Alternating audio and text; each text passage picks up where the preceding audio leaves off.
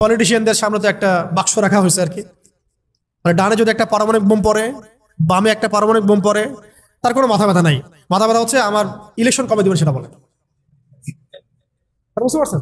আমাদের সামনে এইভাবে আমাদেরকে ধোঁকাবাজের মধ্যে রাখা হচ্ছে। এগুলো কোনো সলিউশন না। সলিউশন হচ্ছে আমাদেরকে এই দাসত্ব থেকে বের হতে হবে, ওদের দাসত্ব থেকে বের হতে হবে। এটা আপনি এদিকে পারবেন না তো, বিকজ এই সিস্টেমটা ওদেরই। তো যাই হোক, তারপরে যদি বেশি সংখ্যক আমাদের ইসলামপন্থী ভাইরা ক্ষমতায় যেতে পারেন, তাহলে তো আমরা বলবো মাশাআল্লাহ, ভালো, অ্যাটলিস্ট ইসলামের জন্য ভালো হলো। ঠিক আছে, ওটা আমরা বুঝি যেটা মন্দের ভালো, বাট এটা এই সিস্টেম আপনাকে এগেইনস্টে লড়াই করতে দিবে না, বিকজ সিস্টেমটা ওদের নিয়ন্ত্রণের মধ্যে আছে। ফেরাউন ছিল শিরকের মূর্ত প্রতীক, এরা হচ্ছে এখন পৃথিবীতে শিরকের মূর্ত প্রতীক। ফেরাউন ছিল কুফরির মূর্ত প্রতীক, এরা হচ্ছে সারা ওয়ার্ল্ডে আল্লাহর দিনকে অস্বীকার করার মূর্ত প্রতীক হয়ে দাঁড়ায় আছে। ফেরাউন ছিল ইউযাবিহুনা আবনাআকুম, সন্তান ছোট ছোট বাচ্চাদেরকে হত্যাকারী। সারা ওয়ার্ল্ড ওয়াইড আপনি দেখবেন এখন পুরো মুসলিম সভ্যতার মধ্যে, স্পেশালি মুসলিমদের মধ্যে বাচ্চাদেরকে হত্যা করায় কারা এগিয়ে আছে, কারা করছে এই কাজগুলা? ওই অন্য কোনো শক্তি পারে নাই। আপনাকে মিলাতে হবে চেইনটা। ফেরাউন ছিল মেয়েদেরকে জীবন্ত রাখতো, মেয়েদেরকে রেপ করা, ধর্ষণ করা, কারাগারে নিক্ষেপ করা, মেয়েদের ইজ্জত নিয়ে ছিনিমিনি খেলা, মেয়েদের মধ্যে ফ্যামিলিস্ট রেভলিউশন ছড়া দেওয়া, মেয়েদেরকে দিয়ে সমাজে ফিতনা ছড়ানো। কারা করছে এই কাজটা? কারা করে যাচ্ছে এই কাজটা? মুসলিমরা করছে কি? এটা কি স্টার্টিং মুসলিমরা করেছে? মুসলিমদের মধ্যে কিছু মোনাফেক ওদের কাছে সোল্ড হয়ে গেছে, এটা আলাদা আলোচনা। কিন্তু শুরুটা হচ্ছে কোত্থেকে? এভাবে একটা একটা করে মিলান। সারা ওয়ার্ল্ড ওয়াইড মাদকের মূল কারিগর ওরাই, মিডিয়া দিয়ে তথ্য সন্ত্রাস ছড়ানোর মূল কারিগর তারাই। বড় বড় মিডিয়া প্রযুক্তিগুলো তাদের হাতের মুঠোয়। সারা ওয়ার্ল্ডে পারমাণবিক যুদ্ধ যদি লাগে, এর মূল কারিগর এরাই হবে। আরবের মধ্যে ওদের তন্ত্রমন্ত্রগুলো দিয়ে ফিতনা ফাসাদ ছড়াই দেওয়ার মূল কারিগর তারাই। ফ্যামিলিস্ট রেভলিউশন আসছে ওখান থেকে, সুদভিত্তিক ব্যাংকিং সিস্টেম আসছে ওদের ওখান থেকে। কয়টা নেবেন আপনি? সবগুলো বলতে পারবো আমি, একটা একটা করে বলতে পারবো, প্রত্যেকটা ওখান থেকে আসছে। পরে এটা সারা ওয়ার্ল্ড ওয়াইড গ্লোবালাইজেশন হয়ে গেছে, ইভেন পর্যন্ত ওখান থেকে আসছে। এলজিবিটি কিউ কোত্থেকে আসতেছে? ওইখান থেকে আসতেছে। আপনারা এখনো জেলের অনুসারে দেখে চিনতে পারেন নাই কেন এটা গ্লোবাল সমস্যা হয়ে দাঁড়াচ্ছে, বিকজ এটা আসছে একটা গ্লোবাল ইস্যু থেকে, জায়গা থেকে। এটা কোনো আঞ্চলিক সমস্যা না, এগুলা আঞ্চলিকভাবে এটা সমাধান করা সম্ভব না।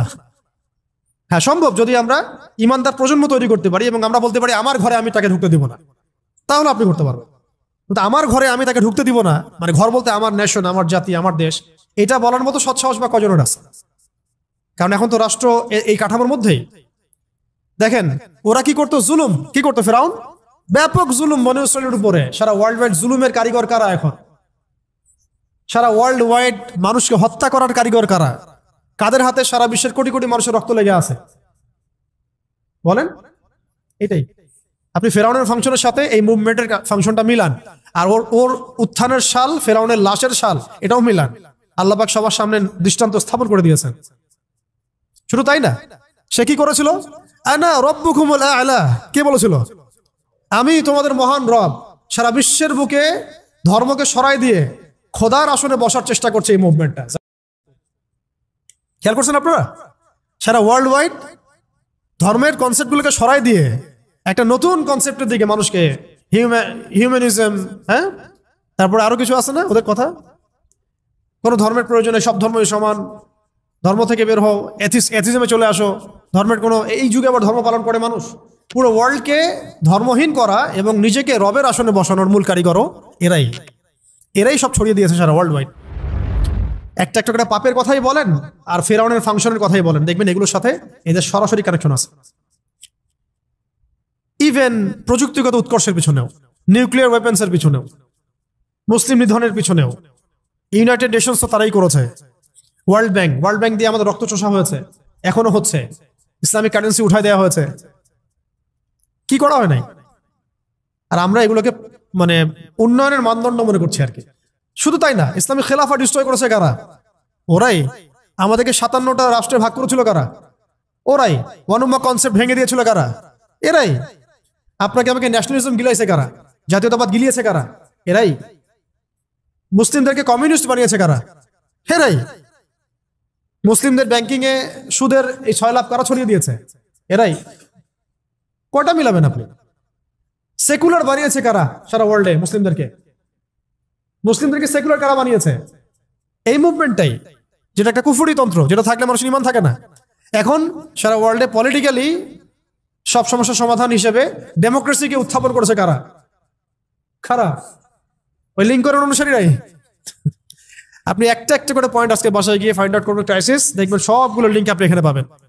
এবং ফেরাউনের যে ফাংশন ছিল সারা ওয়ার্ল্ডে ওই সময়, সেই ফাংশনগুলো আপনি এদের সাথে মিল পাবেন। ফেরাউনের প্রত্যেকটা খাসলত, চরিত্র এবং কাজ এদের মধ্যে আপনি পাবেন। ওকে, শেষ কথা হচ্ছে এই ফেরাউনের শেষ পরিণতি কি হয়েছিল? লাস্ট পয়েন্ট এটা। এই ফেরাউনের শেষ পরিণতি কি হয়েছিল? দাওয়াত পেয়েছে, তার কাছে নবী এসেছে, মুজিজা দেখেছে, ঠিক আছে, এখনো তারা দাওয়াত পাচ্ছে। শেষ নবীর অনুসারীরা তাদেরকে দাওয়াত দিচ্ছে, তাদের সাথে কনফ্লিক্ট হচ্ছে, দাওয়াতও পাচ্ছে তারা। তারা আল্লাহর নিদর্শন কিন্তু দেখছে। যতই আক্রমণ তার ইসলামের এগেনস্টে করছে, মুসলিমদের সংখ্যা বাড়ছে, ইসলাম শক্তিশালী হচ্ছে। তারা নাকানি চুমানি খাচ্ছে মুসলিমদের কাছে, যে মুসলিমদের কোনো অস্ত্র নাই, কোনো ট্রেনিং নাই, কোনো প্রশিক্ষণ নাই, তাদের কাছে নাকানি চুমানি খেয়েছে। খাচ্ছে কিনা? একটা ফ্লো তো হচ্ছে, এগেনস্ট একটা ফ্লো সৃষ্টি হচ্ছে। এই যে আপনারা যে দাঁড়িয়ে রাখছেন, অথচ আপনাদের দাঁড়িয়ে রাখার কথা না, বিকজ দাঁড়িয়ে রাখার ফজিলত নিয়ে আপনাদের মনে হয় কোনো কিতাবে কোনো পড়াশোনা নাই। আছে? আছে কি? অনেস্টলি বলেন তো, আছে কিনা? কিতাবগুলো তো আছে, তো রাখলেন কেন? কিভাবে রাখলেন? বিকজ আল্লাহ রাব্বুল আলামিন ফেরাউনের এগেনস্টে মূসাকে দাঁড় করান। প্রত্যেক যুগে আল্লাহ পাক ফেরাউনের এগেনস্টে মূসাকে দাঁড় করান, এবং এই লাস্ট আখিরুজ্জামানে এই গ্লোবাল ফেরাউনদের এগেনস্টে আল্লাহ পাক আমাদেরকে দাঁড় করিয়েছেন। সুবহানাল্লাহ। উম্মতে মুহাম্মাদীকে দাঁড় করিয়েছেন আল্লাহ রাব্বুল আলামিন। এটা আমাদেরকে বুঝতে হবে যে আমরা কার উম্মাহ। এখানে কোনো আর কোনো নবী আসবে না, এই ফাংশন প্লে করতে হবে আমাদেরকেই। এই ফেরাউনদের এগেনস্টে মূসার কাজ করতে হবে আমাদেরকেই, বিকজ আমরা মুহাম্মদ সাল্লাল্লাহু আলাইহি ওয়াসাল্লামের উম্মাহ। এবং শেষ পরিণতি কি হয়েছে? ফেরাউন এবং তার দলবল লোহিত সাগরে ডুবে মরেছে। জাস্ট একটু মনোযোগ দেন। ফেরাউন এবং তার দলবল লোহিত সাগরে ডুবে মরেছে, একসাথে না আলাদা আলাদা ভাবে? একসাথে এট এ টাইম। এবং বনু ইসরাইল, মূসা আলাইহিস সালাম নাজাত পেয়েছেন এই মুহররমে, এই আশুরায়। তার মানে ফেরাউন এবং তার দলবল যে ডুবে মরবে এটা নিশ্চিত। এটা কি নিশ্চিত? কারণ ফেরাউন পরবর্তীতে যে নিদর্শন, আর মূসা আলাইহিস সালাম এবং তার অনুসারীরা যে নাজাত পাবে, বিজয়ী হবে, এটাও নিশ্চিত, এটাও লিখিত হয়ে গেছে। এখন আপনারা ক্যালকুলেট করবেন। আপনারা হয়তো অনেকে প্রশ্ন করেন যে সারা ওয়ার্ল্ড থেকে এসে এখানে কিভাবে আকড়া গাড়লো, কেন একটা জায়গা নিয়ে এত বেশি মাতামাতি করছে? আমি আপনাদেরকে বলে দিই, আল্লাহু আ'লাম বিস-সাওয়াব, আল্লাহ ভালো জানেন। এটা আমাদের ইন্টারপ্রিটেশন। সেটা হচ্ছে আল্লাহ রাব্বুল আলামিন যেভাবে লোহিত সাগরে পুরা ফেরাউন এবং তার দলবলকে ডুবাই মেরেছেন, ঠিক সেইভাবে আল্লাহ রাব্বুল আলামিন এই হোলি ল্যান্ডের মধ্যেই এদের কবর রচনা করবেন ইনশাআল্লাহ। এই কারণে আল্লাহ পাক সমস্ত বিশ্ব থেকে এদেরকে একটা একটা একটা করে বাছাই করে করে এইখানে নিয়ে আসছেন। এটা আল্লাহ পাকের প্ল্যান। আল্লাহ পাক drag themselves to the Holi land. কথা কি বুঝতে পারছেন? আল্লাহ পাক টেনে নিয়ে আসছেন ওদেরকে হোলি ল্যান্ডের মধ্যে। এখানে ওরা রাজত্ব করতে পারবে না। পারবে কয়দিন? বলছি 40 দিন। ওদের মিসা আসার পরে, ওদের মিসায় তাও আসার পরে, এবং তাকে হত্যা করার জন্য ইসলাম আসবেন। এবং এখানে একটা একটা তারা হবে, হাদিসে লেখা হয়েছে, গাছ পাথর কথা বলা শুরু করবে। আল্লাহ পাক ওদেরকে টেনে নিয়ে আসছেন একটা জায়গায় যেখানে ঠিক ওই ফেরাউনের মতোই আল্লাহ পাক এই বিশ্বের এবং সামনের যে আধুনিক ফেরাউন গুলো আছে এদেরকে এখানে ডুবাই মারবেন আল্লাহ রাব্বুল আলামিন। তবে এবার পানিতে ডুববে না, এবার ডুববে মুসলিমদের মায়ের, মুসলিমদের হাতে ইনশাআল্লাহ। এবার লোহিত সাগরে ডুববে না তারা, বরং এবার ডুববে ওই হোলি ল্যান্ডের মাটির নিচে ইনশাআল্লাহ। এবং এটা হবে ইতিহাসে সবচেয়ে শেষবারের মতো। এরপরে কোনো আল্লাহদ্রোহী শক্তি এই বিশ্বের মাথা চাড়া দিতে পারবে না ইনশাআল্লাহ। এরপর ইসলামের যুগ চলবে, 40 বছরের রাজত্ব চলবে। তার 40 বছরের শাসনে পুরা ওয়ার্ল্ড ওয়াইড গ্লোবাল খেলাফা কায়েম হবে। এরপরে মানুষ খারাপ হওয়া শুরু করবে, সেটা আলাদা আলোচনা, ওইটা আমরা পরে করবো ইনশাআল্লাহ। এটা নিয়ে আজকের আলোচনা না। আজকের এতটুকু অংশ যে দেখুন যেভাবে ফেরাউন ফাংশন করেছে এরাও সেভাবেই ফাংশন করছে, এবং তাদের কাজ ফেরাউনের কাজের মধ্যে কোনো পার্থক্য দেখা যাচ্ছে না। ফেরাউনের যে পরিণত হয়েছিল এদেরও সেই পরিণত অচিরেই হবে, এটা নিয়ে কোনো ডাউট নাই। কিন্তু মাঝখানের সময়টুকু ইসরাঈল এবং মূসা আলাইহিস সালাম যেভাবে সার্ভাইভ করেছেন, দাওয়াত দিয়েছেন, ফাইট করেছেন, আমরাও মুহাম্মদ সাল্লাল্লাহু আলাইহি ওয়াসাল্লাম উম্মাহ ওই একই কাজ আমাদেরকে করতে হবে যদি আমরা সেই চূড়ান্ত গন্তব্যের দিকে যেতে চাই। এবং সেটা হবেও। হাদিস এটাও এসেছে, আসবেন, তার বাহিনী আসবে, যুদ্ধ হতে থাকবে, এবং মুসলিমদেরকে আল্লাহ রাব্বুল আলামিন শক্তিশালী করবেন ইনশাআল্লাহ। ঠিক আছে, এই ফেজটা আমাদেরকে পার হতে হবে। তো সামনে যদি এগুলো হতে থাকে তাহলে আমরা এখন কি করতেছি ভাই? আরেকটা পয়েন্ট শেষ করা হচ্ছে, আপনারা তো জানেন এই দিনেই ইমামুল হুসাইন রাদিয়াল্লাহু আনহু তার শাহাদাত হয়েছে। ঠিক আছে না? কার এগেইনস্টে? ইয়াজিদের বাহিনীর এগেইনস্টে, তাই তো? ইয়াজিদ কি এখানে ভালো ছিল? সে কি সৎ ছিল না জালেম ছিল? এখানে পয়েন্টটা হচ্ছে যে ইমাম হুসাইন রাদিয়াল্লাহু আনহু কখনোই জালেমদের সামনে মাথা নত করেন নাই, রাইট? ইমাম হুসাইন রাদিয়াল্লাহু আনহু সংখ্যাগরিষ্ঠ ছিলেন না, সংখ্যালঘিষ্ঠ ছিলেন। তাকে নির্মমভাবে ট্র্যাপে ফেলে হত্যা করা হয়েছে, যেভাবে আজকে মুসলিমদেরকে হত্যা করা হচ্ছে। ত্রাণ নাও, আসো, গুলি করে হত্যা করা। আপনারা কি মিলাতে পারছেন ইয়াজিদের আচরণ এদের আচরণ, ফেরাউনের আচরণ এদের আচরণ? মিলাতে পারছেন না? দেখেন, শেষ পর্যন্ত তারা মাথা নত করে নাই। কারা? এই ইমাম হুসাইন রাদিয়াল্লাহু আনহু এবং তার বাহিনী সবাই শহীদ হয়ে গেছেন, কেউ কিন্তু জালেমের সামনে মাথা নত করেন না। আপনি দেখেন, তারা শহীদ হতে যাচ্ছে, হয়ে যাচ্ছেও, তারা কি মাথা নত করেছে? মাথা নত করে নাই। বরং এই ওয়ার্ল্ডে এই সিস্টেমের এগেইনস্টে স্বাধীন স্বতন্ত্র কোনো যদি জাতি থেকে থাকে, তারা হচ্ছে ওরা ফুল স্বাধীন।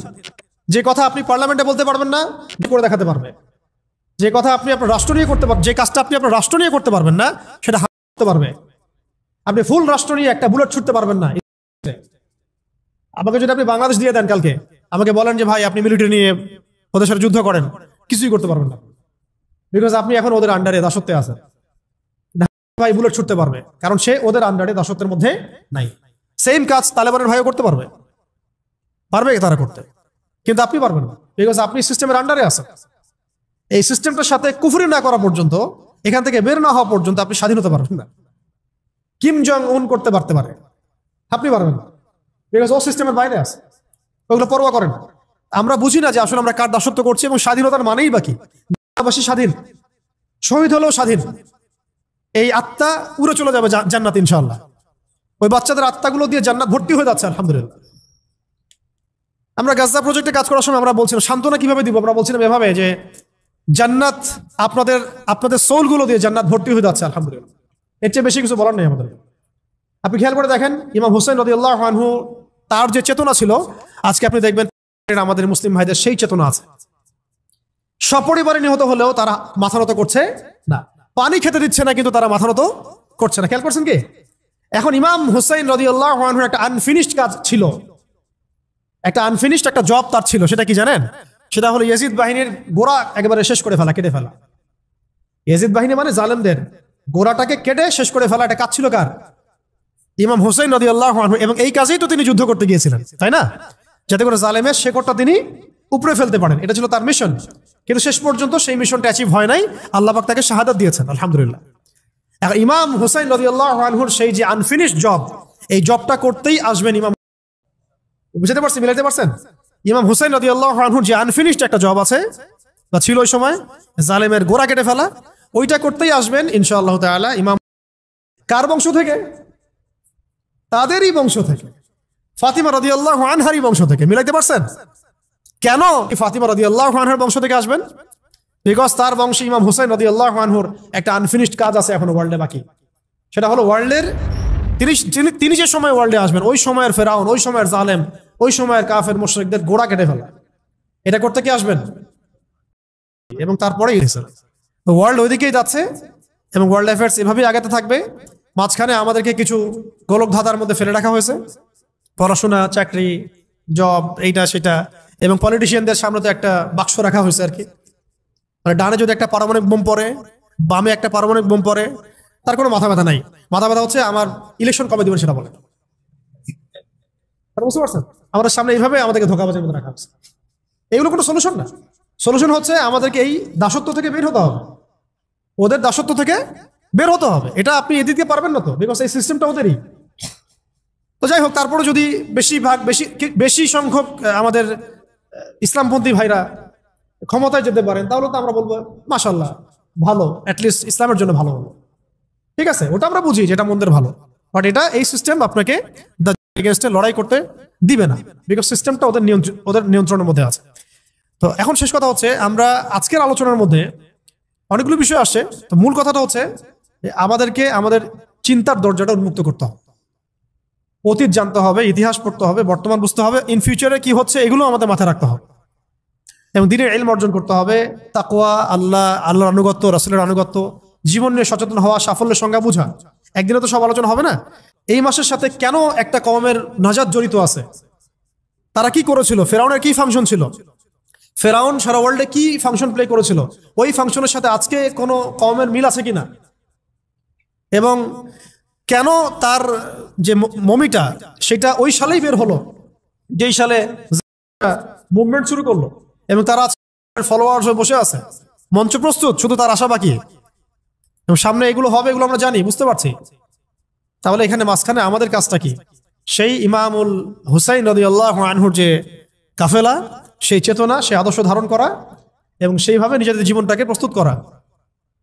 যদি আল্লাহ পাক সেই সুযোগ দেন, যেন সুযোগটা হাতছাড়া না হয়। ব্লাড খুব প্রেশিয়াস জিনিস, এটা যেখানে সেখানে দিতে হয় না। ব্লাড খুব প্রেশিয়াস একটা একটা আমানত আল্লাহ পাকে, এটা যেখানে সেখানে দিতে হয় না। ডেমোক্রেসির জন্য ব্লাড দেওয়ার কোনো মানে নাই, কোনো মানে নাই। সেকুলারিজমের জন্য ব্লাড দেওয়ার মতো কোনো সার্থকতা নেই। কমিউনিজমের জন্য ব্লাড দিয়ে কোনো লাভ নাই। জাতীয়তাবাদের জন্য ব্লাড দিয়েও কোনো লাভ নাই। ব্লাড দিতে হবে আল্লাহর দ্বীনের জন্য, যেটা ইমাম হুসেন রাদিয়াল্লাহু আনহু দিয়েছেন। তিনি ন্যাশনালিজমের জন্য দেন নাই, তিনি কোনো তন্ত্রমন্ত্রের জন্য দেন নাই, তিনি দিয়েছেন কার জন্য? আল্লাহর জন্য। তো আগামী দিনগুলোতেও জালেমদের পতন হবে ইনশাআল্লাহ। ঠিক যে পরিণতি হয়েছে ফেরাউনের, সেটা হবে এই যুগের ফেরাউনদেরও। আল্লাহ পাক ওদেরকে এক জায়গায় জড়ো করেছেন একসাথে ধ্বংস করার জন্য। অতএব এখন যা হচ্ছে আমাদের সামনে, এগুলো নিয়ে মোটেই বিচলিত হবেন না। ভাববেন না যে আমাদের শক্তি কম, আমরা পারছি না, মুসলিমদের মনে হয় আর উন্নতি হবে না, সব শেষ হয়ে যাচ্ছে। মোটেই না, এগুলো হচ্ছে একটা পরীক্ষা। আল্লাহ পাক দেখতে চাচ্ছেন যে আমরা পরীক্ষায় কতটুকু ভালো করি, কতটুকু খারাপ করি, এবং এগুলোর মধ্য দিয়ে আল্লাহ পাক আমাদেরকে তৈরি করতে চাচ্ছেন। ওয়ার্ল্ডের এগুলো স্পষ্ট হওয়ার পরেও যদি আমাদের চোখ না খোলে, তাহলে বলতে হবে আমাদের আধ্যাত্মিক অন্ধত্ব আছে। এই অন্ধত্ব দূর করার জন্য আমরা সবাইকে বেশি বেশি তাজকিয়ার চর্চা করতে হবে। দিনের প্রত্যেকটা বিষয়ে, বেসিক ফান্ডামেন্টাল বিষয়কে মেনে চলতে হবে। আল্লাহ পাক আমাদের সবাইকে আজকের আলোচনার মূল বিষয়গুলো বোঝার তৌফিক দান করেন। এবং মানে আমি চাচ্ছি ক্রিয়েটিভ কিছু থিঙ্কার তৈরি হোক। মানে ক্রিয়েটিভ থিঙ্কার আমাদের দরকার। আচ্ছা, একটা জিনিস পড়লাম, মুখস্থ করলাম না, আপনি ভাবেন, চিন্তা করেন। আমি যেগুলো বললাম সেগুলোই সব না, আর অনেক চিন্তা আসতে পারে এখানে, আর অনেক চিন্তা আসতে পারে। লাস্ট 300 বছরের হিস্ট্রি জানা দরকার, ওদের ফাংশন জানা দরকার, ওদের প্ল্যান জানা দরকার, ঠিক আছে? এবং আমাদের ল্যাকিংস গুলোকে ফাইন্ড আউট করা দরকার, এবং আমাদের ক্রাইসিস গুলো লিস্ট আউট করা, এবং সলিউশন কি হতে পারে এটা আমাদেরকে বের করতে হবে। আজকে এগুলো বলে দিব না, আপনারা নিজেরা এগুলো ফাইন্ড আউট করবেন। পরে ইনশাল্লাহ কোনো একদিন আমরা চলমান সংকট সমাধান এগুলো নিয়ে কথা বলবো ইনশাল্লাহ। ঠিক আছে, আজকে এইটুক থাক, অনেক দেরি হয়ে গেছে। আপনাদের সবাইকে জাযাকুমুল্লাহ খায়রান আজকের এই আয়োজনটাকে সফল করার জন্য। ইনশাআল্লাহ আল্লাহ পাক চাইলে আমরা প্রতি মাসে একটা করে দার্স চালু রাখতে পারি ইনশাআল্লাহ।